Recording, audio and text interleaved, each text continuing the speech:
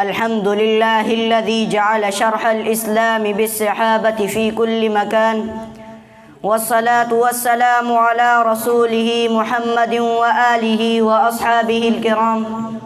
أما بعد، فأعوذ بالله من الشيطان الرجيم. بسم الله الرحمن الرحيم.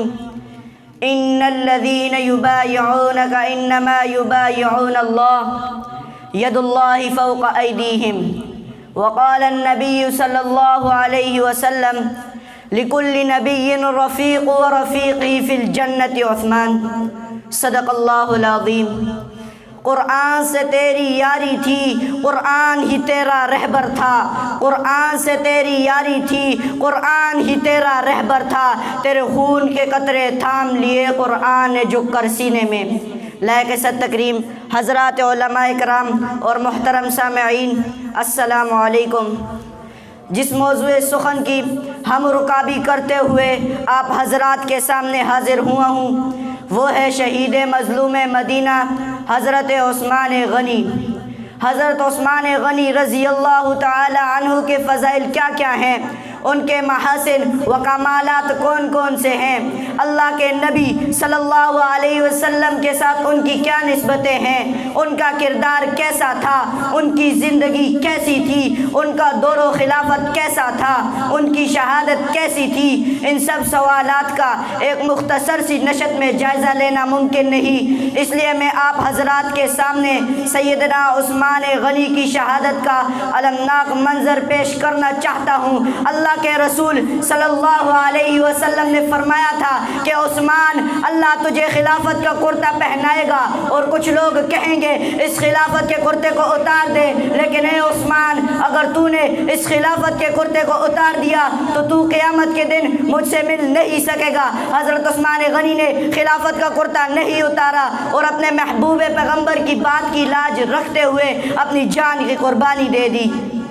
سامعین محترم، اگر آج کسی کا جنازہ اس کے اپنے شہر سے نکلے تو لوگ پھول برساتے ہیں، لیکن عثمان غنی کا جنازہ مدینہ کی گلیوں سے نکلا تو باغیوں نے پتھر برسائے.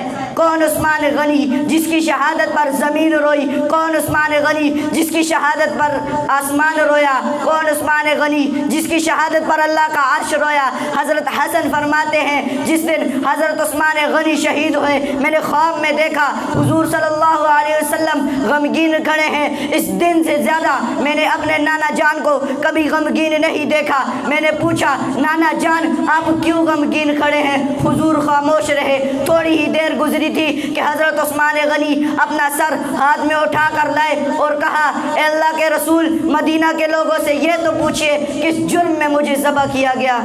جب حضرت عثمان غنی نے یہ بات کی، اللہ کا عرش تھر تھرانے لگا. ہاتف غیب سے آواز آئی، آج سے پہلے مسلمان نے مسلمان کا گلا نہیں کاٹا تھا، لیکن آج کے بعد مسلمان کا گلا کاٹتا رہے گا. حضرت ابو موسیٰ اشعری فرماتے ہیں، جس دن حضرت عثمان غنی شہید ہوئے، میں ملک شام سے واپس آ رہا تھا. راستے میں جس پتھر کو بھی اٹھاتا اس کے نیچے خون ہی خون ہوتا. تھوڑا ہی آگے چلا تھا کہ آسمان سے خون کی بارش برسا دی گئی. جس کی شہادت پر زمین روتی ہے، پتھر خون کے آنسو بہاتے ہیں، آسمان خون کے آنسو روتا ہے کہ حضرت عثمان غنی شہید ہو گئے. لیکن آج کا مسلمان نہیں روتا. او 14ویں صدی کے مسلمان، ذرا غور تو کر. حضرت عثمان غنی کا جنازہ 4 دن تک پڑا رہا تو حضور صلی اللہ علیہ وسلم کی زوجہ محترمہ حضرت امیر معاویہ کی بہن حضرت ام حبیبہ، کائنات کے مسلمانوں کی ماں، چھت پر چڑھ گئیں اور کہا، اگر کل تک حضرت عثمان غنی کا جنازہ نہ اٹھایا گیا تو میں مدینہ کی گلیوں میں نکل آؤں گی.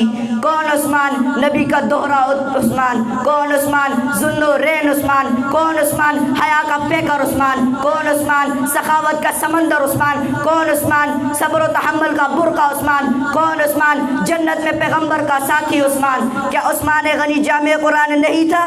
کیا عثمان غنی شہید قرآن نہیں تھا؟ کیا عثمان غنی کے گھر میں نبی کی 2 بیٹیاں نہیں تھی؟ وہ عثمان غنی، میں تیری عظمت پر قربان، میں تیری حیا پر قربان. آخر میں ایک اشعار پیش کروں گا. اس قوم کی مردہ نبضوں میں احساس کو زندہ کون کرے؟ اس قوم کی مردہ نبضوں میں احساس کو زندہ کون کرے؟ جس خون سے قومیں بنتی ہیں اس خون کا سودا کون کرے؟ وما علینا الا البلاغ المبین۔